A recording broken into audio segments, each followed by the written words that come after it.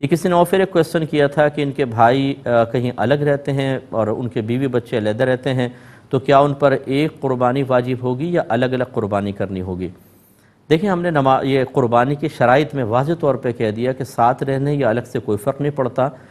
قربانی کے ایام میں قربانی گھر کے جو بھی افراد ہیں جو مسلمان ہیں، عاقل ہیں، بالغ ہیں، غیر مسافر ہیں، یعنی مسافر نہ ہوں جس کو مقیم کہتے ہیں، اور ان کے پاس تقریباً 52.5 تولہ چاندی کے برابر کسی بھی شکل میں مال موجود ہو،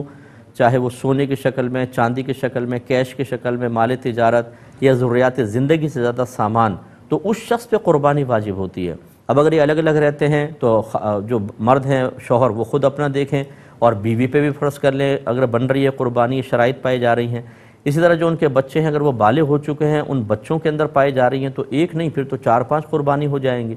اور اگر فرض کر لیں کہ بیوی بچوں کے پاس مال نہیں ہے، صرف شوہر کے پاس ہے، تو ایک قربانی واجب ہوگی۔ اور یہ بھی ہو سکتا ہے شوہر کے پاس نہ ہو، بیوی کے پاس گولڈ وغیرہ ہو، قربانی ان پہ بن رہی ہو، تو پھر شوہر پہ واجب نہیں ہوگی، بیوی پہ کرنا واجب ہوگی۔ اس لیے شوہر بیوی ساتھ رہنا نہ رہنا یہ اصل اصول نہیں ہے، اصل یہ ہے کہ قربانی کے 3 دنوں میں کس فرد میں